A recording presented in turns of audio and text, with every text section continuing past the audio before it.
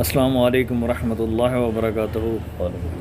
ایک بار خصوص نیت سے خلوص دل سے درود پاک پڑھ لیں۔ اللہم صلی علی محمد وعلی آل محمد کما صلیت علی ابراہیم وعلی آل ابراہیم انک حمید مجید۔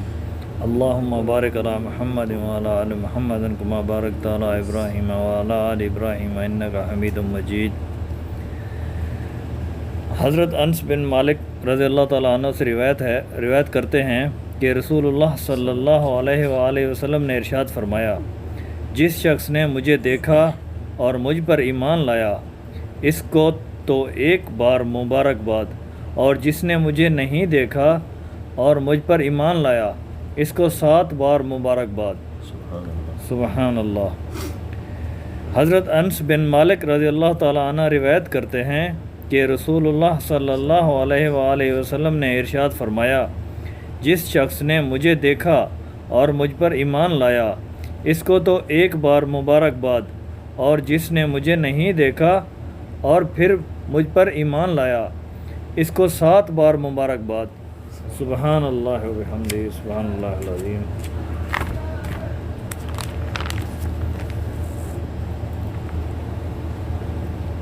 حضرت قرح بن عموس رضی اللہ تعالیٰ عنہ فرماتے ہیں کہ ہماری ملاقات نبی کریم صلی اللہ علیہ وآلہ وسلم سے حجۃ الوداع میں ہوئی۔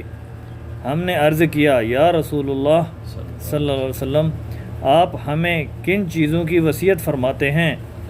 آپ نے ارشاد فرمایا، میں تم کو اس بات کی وصیت کرتا ہوں کہ نماز قائم کرو، زکوٰۃ ادا کرو، بیت اللہ کا حج کرو اور رمضان کے روزے رکھو۔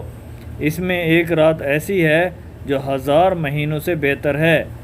مسلمان اور ذمہ جس سے معاہدہ کیا ہوا ہے کہ قتل کرنے کو اور ان کے مال لینے کو حرام سمجھو، البتہ کسی جرم کے ارتکاب پر اللہ تعالیٰ کے حکم کے مطابق ان کو سزا دی جائے گی۔ اور تمہیں وصیت کرتا ہوں کہ تم اللہ تعالیٰ کو اور اس کی فرما برداری کو مضبوطی سے پکڑے رہو، یعنی ہمت کے ساتھ دین کے کاموں میں اللہ تعالیٰ کی غیر خوشنودی اور ناراضگی کی پرواہ کیے بغیر لگے رہو۔ حضرت قرح بن دعموس رضی اللہ عنہ فرماتے ہیں کہ ہماری ملاقات نبی کریم صلی اللہ علیہ وآلہ وسلم سے حجۃ الوداع میں ہوئی۔ ہم نے عرض کیا، یا رسول اللہ، آپ ہمیں کن چیزوں کی وصیت فرماتے ہیں؟ آپ نے ارشاد فرمایا، میں تمہیں اس بات کی وصیت کرتا ہوں کہ نماز قائم کرو، زکوٰۃ ادا کرو، بیت اللہ کا حج کرو اور رمضان کے روزے رکھو۔ اس میں ایک رات ایسی ہے جو 1000 مہینوں سے بہتر ہے۔ مسلمان ذمہ جس سے معاہدہ کیا ہوا ہے کہ قتل کرنے کو اور ان کے مال لینے کو حرام سمجھو، البتہ کسی جرم کا ارتکاب پر اللہ تعالیٰ کے حکم کے مطابق ان کو سزا دی جائے گی۔ اور تمہیں وصیت کرتا ہوں کہ تم اللہ تعالیٰ کو اور اس کی فرما برداری کو مضبوطی سے پکڑے رہو، یعنی ہمت کے ساتھ دین کے کاموں میں اللہ تعالیٰ کی غیر خوشنودی اور ناراضگی کی پرواہ کیے بغیر لگے رہو۔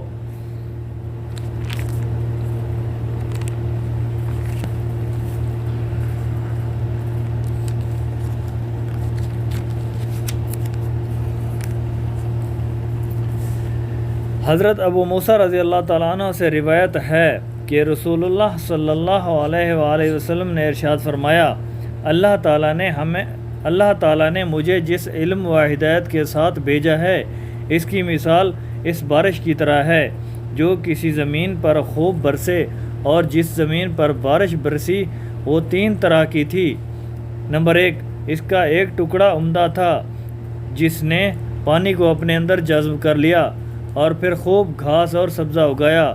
نمبر 2، زمین کا ایک اور دوسرا ٹکڑا سخت تھا جس نے پانی کو جذب تو نہیں کیا لیکن اس کے اوپر پانی جمع ہو گیا۔ اللہ تعالیٰ نے اس سے بھی لوگوں کو نفع پہنچایا، انہوں نے خود بھی پیا اور جانوروں کو بھی پلایا اور کھیتوں کو بھی سیراب کیا۔ نمبر 3، وہ بارش زمین کے ایسے ٹکڑوں پر بھی برسی جو چٹیل میدان ہی تھے، جس نے نہ پانی جمع کیا اور نہ ہی گھاس اگائی۔ اسی طرح لوگ بھی 3 قسم کے ہوتے ہیں۔ پہلی مثال اس شخص کی ہے جس نے دین میں سمجھ حاصل کی اور جس ہدایت کو دے کر اللہ تعالیٰ نے مجھے بھیجا ہے، اللہ تعالیٰ نے اسے اس ہدایت سے نفع پہنچایا، اس نے خود بھی سیکھا اور دوسروں کو بھی سکھایا۔ دوسری مثال اس شخص کی ہے جس نے خود تو فائدہ نہیں اٹھایا مگر دوسرے لوگوں نے اس سے فائدہ حاصل کیا۔ تیسری مثال اس شخص کی ہے جس نے اس کی طرف سر اٹھا کر بھی نہ دیکھا اور نہ اللہ تعالیٰ کی اس ہدایت کو قبول کیا جس کے ساتھ اللہ تعالیٰ نے مجھے بھیجا۔ میں اس کو ایک بار پھر پڑھتا ہوں، غور کیجیے گا۔ حضرت ابو موسیٰ رضی اللہ تعالیٰ عنہ سے روایت ہے کہ رسول اللہ صلی اللہ علیہ وآلہ وسلم نے ارشاد فرمایا، اللہ تعالیٰ نے مجھے اس علم و ہدایت کے ساتھ بھیجا ہے، اس کی مثال اس بارش کی طرح ہے جو کسی زمین پر خوب برسے، اور جس زمین پر بارش برسی وہ 3 طرح کی تھی۔ نمبر 1، اس کا ایک ٹکڑا عمدہ تھا جس نے پانی کو اپنے اندر جذب کر لیا اور پھر خوب گھاس اور سبزہ اگایا۔ زمین کا ایک دوسرا ٹکڑا سخت تھا جس نے پانی کو جذب تو نہیں کیا لیکن اس کے اوپر پانی جمع ہو گیا۔ اللہ تعالیٰ نے اس سے بھی لوگوں کو نفع پہنچایا، انہوں نے خود بھی پیا، جانوروں کو بھی پلایا اور کھیتوں کو بھی سیراب کیا۔ نمبر 3، وہ بارش زمین کے ایسے ٹکڑوں پر بھی برسی جو چٹیل میدان تھے، جس نے نہ پانی جمع کیا اور نہ ہی گھاس اگائی۔ اسی طرح لوگ بھی 3 قسم کے ہوتے ہیں۔ پہلی مثال اس شخص کی ہے جس نے دین میں سمجھ حاصل کی اور جس دین کو دے کر اللہ تعالیٰ نے مجھے بھیجا، اللہ تعالیٰ نے اسے اس ہدایت سے نفع پہنچایا، اس نے خود بھی سیکھا اور دوسروں کو بھی سکھایا۔ دوسری مثال اس شخص کی ہے جس نے خود تو فائدہ نہیں اٹھایا مگر دوسرے لوگوں نے اس سے فائدہ حاصل کیا۔ تیسری مثال اس شخص کی ہے جس نے اس کی طرف سر اٹھا کر بھی نہ دیکھا اور اللہ تعالیٰ نے اس کی ہدایت کو قبول کیا جس کے ساتھ اللہ تعالیٰ نے مجھے بھیجا۔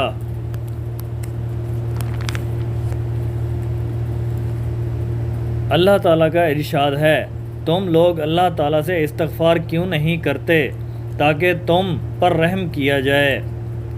اللہ تعالیٰ کا ارشاد ہے، تم لوگ اللہ تعالیٰ سے استغفار کیوں نہیں کرتے تاکہ تم پر رحم کیا جائے۔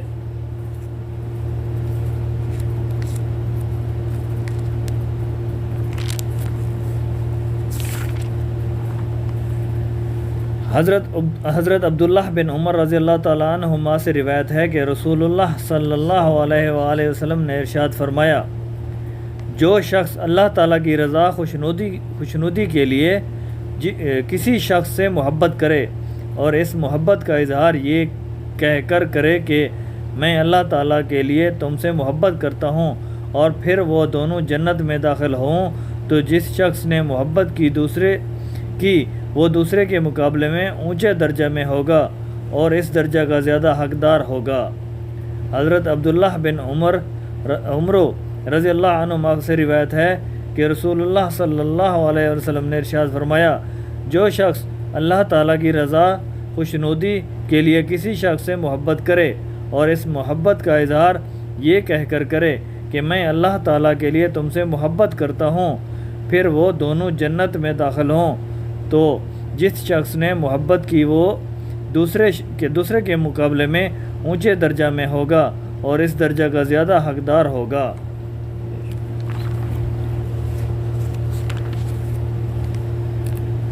حضرت ابو مسعود بدری رضی اللہ عنہ فرماتے ہیں کہ رسول اللہ صلی اللہ علیہ وسلم نے ارشاد فرمایا، جس شخص نے بھلائی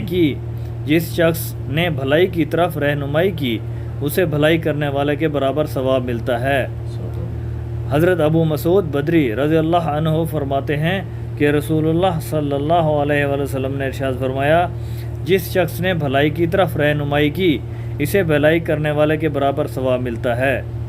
سبحان اللہ۔ دعا ہے اللہ تعالی ہمیں پڑھنے سننے سے زیادہ عمل کرنے کی توفیق عطا فرمائے، آمین۔